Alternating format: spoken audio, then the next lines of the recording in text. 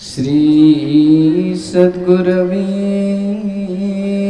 नमः। ब्रह्मानंदं परम सुखदं केवलं ज्ञानमूर्तिं द्वन्द्वातीतं गगनसदृशं तत्त्वमस्यादिलक्षणम् एकं नित्यं विमलमचलं सर्वधी साक्षीभूतं भावातीतं त्रिगुणरहितं सद्गुरुं तं नमामि। गुरुर्ब्रह्मा गुरुर्विष्णु गुरुर्देवो महेश्वरः गुरुः साक्षात् परब्रह्म तस्मै श्री गुरवे नमः।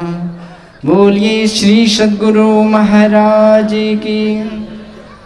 जितनी आगे में माता बहन है विशेष करके वो तो जय जयकार कर दिए। अब पीछे वाले सोचते हैं कि हम लोग पीछे ही हो गए तो चलो बोलेंगे क्या, लेकिन आप लोग मेरे नज़र में पीछे हैं, लेकिन गुरु महाराज की नज़र में कोई आगे कोई पीछे नहीं, सब सामने में, इसलिए जय जयकार करें। बोलिए श्री सद्गुरु अनंत श्री विभूषित परमाराध्य संत सद्गुरु महाराज के पावन श्री चरणों में कोटि कोटि सह नमन। तपोभूमि कुप्पाघाट आश्रम से पधारे हुए पूज्य स्वामी परमानंद बाबा जी महाराज, इस मंच पर पूजनीय गुरुजन, साधक वृंद, धर्म प्रेमी सज्जनों, भक्तिमती माताओं तथा बहनों, आप सबों को इस सप्ताह यज्ञ के इस अपराह्नकालीन 7वें दिन के सत्संग में मैं 1-2 बार नहीं 7 बार नमन करता हूँ। 7 दिनों तक हम लोगों ने बड़े अद्भुत तरीके से गुरु महाराज की असीम अनुकंपा से इस सत्संग में भाग लिए और ये सत्संग समाप्ति की ओर जा रही है। प्रायः देखा जाता है कि जहाँ बड़ा मंच होता है, बड़ी व्यवस्था होती है, बहुत सत्संगियों की उपस्थिति होती है, तो समय अभाव होता है। समय का धनी कोई नहीं है, ये तो सब जानते हैं। तो मंच पर जितने भी बाबा साहब हैं सब अपने अपने जगह पर सब महंत मंडलेश्वर ही है, लेकिन किसी किसी को विधि व्यवस्था के आधार पर समय बेसी कम करके या अथवा जैसे भी होता है। तो 7 दिनों तक 30 वर्षों से गुरु सेवा करते हुए, सत्संग सेवा करते हुए जो मुझे ज्ञान प्राप्त हुआ, गुरुओं के चरण सेवा करके, उस आधार पर मैंने यथासंभव समय सीमा में आप लोगों की सेवा किया।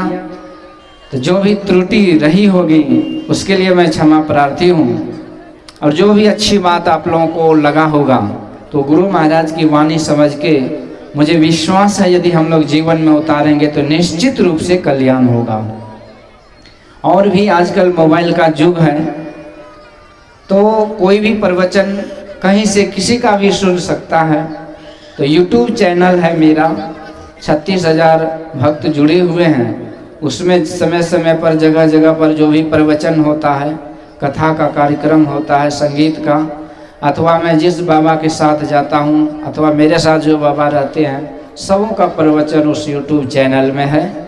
सबों के पास मोबाइल है, तो YouTube चैनल का नाम मेरे नाम पर है, स्वामी सनातन जी महाराज लिखेंगे तो चैनल में सारे वीडियो आपको कभी भी आप कहीं का भी सुन सकते हैं।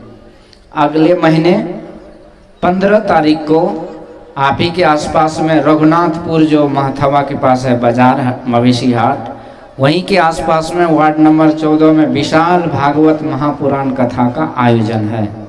15 तारीख यानी कार्तिक पूर्णिमा से, जिसमें 1108 कलश के शोभा यात्रा के साथ विशाल कथा का प्रोग्राम है, जिसमें गुरु दरबार भी लगता है। संत मत के आधार पर भागवत महापुराण का वाचन मेरे द्वारा होगा। जो भी भक्त माता बहन धर्म प्रेमी आना चाहे सादर आमंत्रित हैं। और अभी हम लोग चलिए 2 मिनट आप लोगों की सेवा में पाठ के आधार पर मैं प्रयास करता हूँ। आज भगवान ने माँ सबरी के आश्रम में आकर के बड़ा अद्भुत ज्ञान का उपदेश दिए। ये भक्ति सत्संग कब करना चाहिए, कब तक करना चाहिए, क्यों करना चाहिए, कैसे करना चाहिए, इसके बारे में गुरु महाराज बोल दिए हैं। आवागमन सम दुख दूजा है नहीं जग में कोई, इसके निवारण के लिए प्रभु भक्ति करनी चाहिए।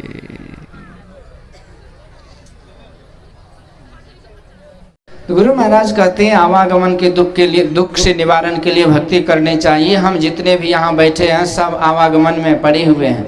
जामन मरण बहुरी वियोगी, ताथे गोरख भैला योगी। स्वामी विवेकानंद जी महाराज ने अपने प्रवचन में कहा था कि as long there is a fair of death, as long there is a frustration, stress, strain, depression, sorrow, frustration in your life, so long you need to do prayer, you have to do prayer, you must do prayer, there is no other way to get rid of such kind of problem। जब तक ये सारे दुख जंजाल हमारे जीवन में, तब तक भक्ति करनी चाहिए। और यही भक्ति करने के लिए भगवान ने कहा कि हे सबरी, यहाँ 9 प्रकार की भक्ति मैं सुनाता हूँ। तो भक्ति करने के लिए जितना जो कुछ भी शिक्षा दीक्षा उपयोग मतलब जरूरी है, वो लगभग सब कुछ का फोकस इस नवधा भक्ति के प्रसंग में किया गया है। माँ सबरी का ही लीजिए प्रमाणिक कथा मैं इसलिए कह रहा हूँ कि गुरु महाराज के मुखारविंद से निश्रित ये कही हुई कथा है कि माँ सबरी एक जन्म में खिकिरनी थी। खिकिरनी एक जानवर, बिल्ला में रहने वाली। लेकिन इसी तरह का सत्संग, और उस सत्संग में संत महापुरुषों जो भोजन किए और जो बच गया थाली में, वो जो फेंका गया, वो उसी को खिखिरनी खाई, वो राजकुमारी बन गई। तो सोचिए कि भोज भंडारा का भी कितना महत्व होता है। तो आज अंतिम दिन है तो निश्चित रूप से भंडारा होगा ही। यहाँ का तो विलक्षण भंडारा होता है, सब घर से रोटी आता है, यहाँ खीर बनता है। खीर में कोई भीड़ नहीं होता, पकड़ के घींच मारिए। लेकिन एक बात मैं कहूँगा कि भक्ति का अर्थ सेवा होता है, ये हम लोग सब जगह सुनते हैं। तो सेवा start from the gross level, नीचे से सेवा कीजिए। माँ सबरी झाड़ू लगाती थी, हम लोग सुनते हैं, लेकिन हम लोग खा करके पत्तल उधर फेंक देते हैं कि पड़ोसिया उठा देगा। तो ये भी तो पहले गुरु महाराज को भोग लगाए ना, और फिर हम लोग खा रहे हैं, तो गुरु महाराज के प्रसाद को खा रहे हैं तो उसका आदर करना चाहिए। तो आप जितने भी माता बहन है, जितने सुन रहे हैं, जहाँ माइक तक जहाँ आवाज़ जाती है, सब कोई भंडारा जरूर करेंगे। तो भंडारा करने के बाद, ग्रहण करने के बाद प्रसाद, आप पत्तल को एक जगह बढ़िया से रखिए। गिलास उलास, कोई बाराती आए क्या? हाथ उठाइए। तो बाराती नहीं आए, वैसे बाराती है गुरु महाराज हमारे सर्वोपरि, हम उन्हीं के दूतभूत हैं, अलग बात है। तो इस तरह से वो जो पत्तल है एक जगह रखिए, गिलास एक जगह रखिए, ये भी आपके लिए सेवा होगी। तो इस तरह से साफ सुथरा बना करके भोज भंडारा करके जाएंगे। वो खिखिरनी प्रसाद खाई, राजकुमारी बन गई। दुनिया में इससे बड़ा कोई प्रॉफिट नहीं है। तो हम लोग भी इसी तरह से बाल बच्चे को जोड़ करके सबको लाएं, कम से कम 1 घड़ी आधो में पुनियाद। तुलसी संगत साधु की हरे कोटि अपराध, सबको लाएंगे। संस्कार खाने प्रसाद आदि लेने से भी उसके अंदर संस्कार जगेगा, और धीरे धीरे आने वाले पीढ़ी के लिए यही छोटे छोटे चरन्नी, अठन्नी, टकी टकिया जो है ना, ये नमरीपन सैया हो जाएगा। मतलब आगे ये भी आयोजन कराएंगे।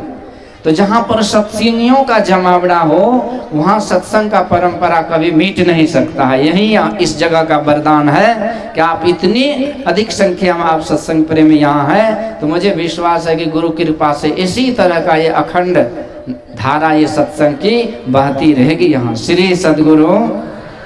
तो ये है कि भक्ति बीज बिन से नहीं, जो जुग जाए अनंत, ऊंच नीच घर जन्म ले तो संत के संत। ये माँ सबरी के जीवन से यही उपदेश है। खिखिरनी बनी, राजकुमारी बनी, फिर ऐसी भक्तिनी बनी कि स्वयं राम, प्रभु राम आज माँ सबरी के कुटिया में आते हैं। माँ सबरी सब प्रकार की भक्ति में निपुण है।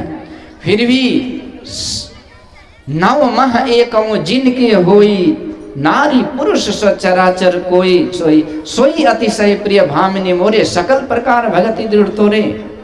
भगवान कहते हैं हे सबरी जी, तुम्हारे में तो सब प्रकार की भक्ति है। अब कहिए नवधा भक्ति में पूर्ण ब्रह्म स्वरूप को प्राप्त किए हुए माँ सबरी की नम्रता देखिए। अधम ते अधम अधम अति नारी, 3 मह मय मति मंद अघारी। कहने का अभिप्राय है कि भक्ति जो है ना, उसमें जाति पाति, कुल, धर्म, बड़ाई, ऊंच नीच, पढ़े अनपढ़, ये सब का कोई भाव का कोई स्थान नहीं है। जाति पाति पूछे नहीं कोई, हरि के भजे सो हरि के होई। ये आध्यात्मिक दृष्टि से और भौतिक दृष्टि से भी बहुत मैटर रखता है ये चीज। आज पूरे देश में एक नारा गूंज रहा, सुनते हैं, सुनाई देता होगा मोबाइल के थ्रू कि बंटोगे तो कटोगे, यदि हम बटेंगे तो निश्चित कटेंगे। ये इतिहास बता रहा है। 1000 साल मुगलों ने, अंग्रेजों ने गुलाम बना के रखा। वो पूजा नहीं करता था, मंदिरों को तोड़ा और क्या नहीं किया, कितने कत्लेआम मचाया। कश्मीर से कई लाख बेचारे इस सनातनियों को मार काट करके बेघर कर दिया। ये सब क्या होता है जब हम एकता में नहीं रहते, जाति ऊंचे नीचे कुल खानदान इसमें हम बट जाते हैं, अपने धर्म परंपरा से, सनातन परंपरा से अलग एक दूसरे को देखने लगते हैं, तो हम भौतिक दृष्टि से भी, भौगोलिक दृष्टि से भी, आध्यात्मिक दृष्टि से भी बिखर जाते हैं, कमजोर हो जाते हैं। इसलिए एक होकर के रहना चाहिए। यही मां सबरी का उपदेश है कि जाति पाति ये सब कुछ नहीं। कह रघुपति सुनो भामिनी बाता, मानव एक भगति करनाता। जाति पाति कुल धर्म बढ़ाई, धन बल परिजन गुण चतराई, भगतहीन नर सोई, कैसे जल बिनु बारिद देखिए जैसे। तो भगवान का उपदेश तो 100 बात की एक बात है, जितना समझिए उतना लाभ है। एक जन भगवान राम की कथा हो रही थी, एक पंडित जी आके कथा सुनते थे। कथा सुन के बस राम सलाम कुछ नहीं चल दे। तो कथा व्यास ने एक दिन पूछा कि महाराज तुम तो कथा बड़े प्रेम से सुनते हो, लेकिन भगवान को प्रणाम क्यों नहीं करते हो? पंडित जी बोला कि तखन हम ब्राह्मण छियै, भगवान क्षत्रिय अछि, तो हमें ब्राह्मण भए के भगवान हमरा से नीच जाति के, तो हमें किए प्रणाम करम? अब लो कर लो बात। तो ये जाति का जहर जो है ना, घुट घुट करके सनातन समाज को मार रहा है, इसलिए हमें इससे अलग रहना चाहिए। ये भी उपदेश भगवान का है। और दूसरा उपदेश मां सबरी का है कि चाहे आप कितना ऊपर जाइए, लघुता से प्रभुता मिले। और अति दीन होके जिसने ये नम्रता और दीनता का परिचय दे रही है मां सबरी कि भक्त को कैसा होना चाहिए। आगे नवधा भक्ति का प्रसंग है। नवधा भक्ति में 1 नंबर में भक्ति को, सत्संग को रखा गया है। आप पूरे जीवन का सार निचोड़ बात यदि लीजिए न, तो अच्छा खराब जो भी आदमी बनता है, स्वर्गगामी और नरकगामी बनता है, पुण्यात्मा पापात्मा बनता है, मानव दानव बनता है, विद्वान मूर्ख बनता है, पापाचारी दुराचारी और सदाचारी बनता है, कुछ भी बनता है, उसके पीछे संग का ही करामत और कमाल है। इसलिए हर हमेशा फोकस दीजिए कि कैसा संग में हम रहते हैं। हमेशा अपने बाल बच्चे परिवार सबको अच्छे संग में रखिए, अपना भी अच्छे संग में रहिए। आप कितनों आलसी हैं, कितनों लेजी हैं, कितनों पेटू हैं, कितनों सोने वाले हैं, कितनों बकने वाले हैं, कोई मैटर नहीं।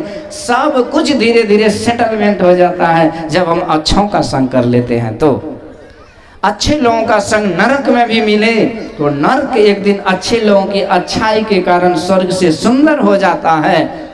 और आवाड़ी कबाड़ी का संग यदि स्वर्ग में भी मिले तो उस आवाड़ी कबाड़ी के व्यवहार के कारण वो स्वर्ग एक दिन नरक से भी गर्क बदतर हो जाता है। इसलिए भगवान ने कह दिया कि ध्यान रखना, अच्छों का संग करोगे तो निश्चित रूप से अच्छाई आएगी, तुम अच्छे होंगे और तुम्हारी भक्ति आगे बढ़ेगी।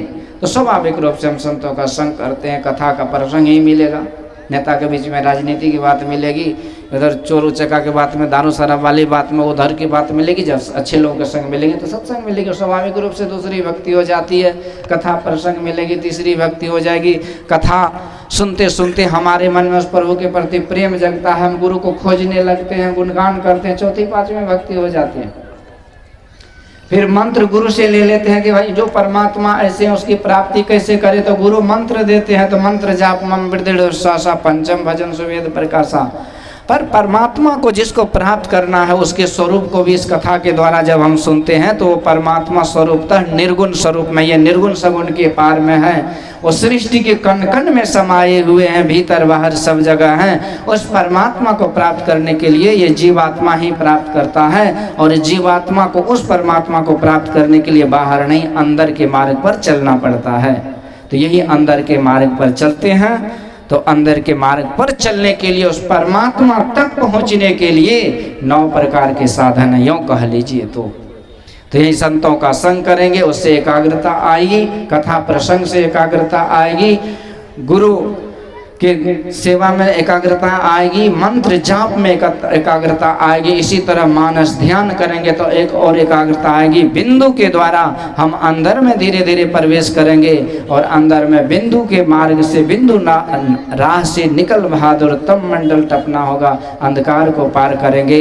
शब्द के सहारे निःशब्द में जाएंगे तो बाहरी सहारा और जप और ध्यान का सहारा, ये मानस जप, मानस ध्यान, ये बिंदु साधन, ये सब क्या है? ये ट्रेन और बस और कार आदि के साधन के समान है। और अंदर में जो शब्द मिलता है वो जहाज की तरह है। उस शब्द के जहाज पर चढ़ के ये जीवात्मा प्रभु परमात्मा के पास पहुंच जाते हैं। तो इसमें बहुत सारे उदाहरण है, कहने की बहुत बातें हैं, लेकिन समय अभाव होता है। तो मैं पहले बोला, तो इस तरह के साधन हम लोगों को करते रहना चाहिए। तो वही शुभ गति, सदगति मिलती है जो माँ सबरी को मिली।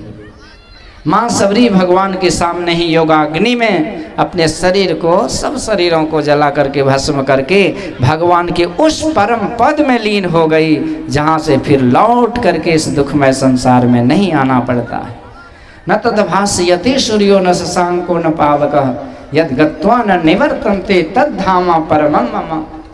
भगवान कहते अर्जुन, जहाँ से लौट के नहीं आना पड़ता है, इस दुख के दलदल में, इस बीहड़ जंगल में, इस भवसागर में, इस 84 में, इस विकार के शिकार नहीं होना पड़ता, वो परमात्मा का धाम जहाँ हर हमेशा बसंत ऋतु, हर हमेशा बहार है, आनंद का ही आनंद ही आनंद है। जब उम्रा दरिया उल्फत की, हर चारों तरफ आबादी थी, हर रोज नई एक शादी थी, हर रोज मुबारकबादी थी। ऐसा परमात्मा का धाम सखिया हुआ घर सबसे न्यारा, जहाँ पूर्ण पुरुष हमारा, कहाँ उस देश की बतिया जहाँ नहीं होत दिन रतिया। अभिप्राय ये कि उस तरह की परम गति मिलती है। इसी तरह के भक्ति सत्संग करते करते तो अंत में क्या होता है कि जब कहीं हम लोग किसी से मिलते जुलते हैं, जब जाने लगते हैं ना, तो कहते हैं कि याद रखिएगा, याद करते रहिएगा।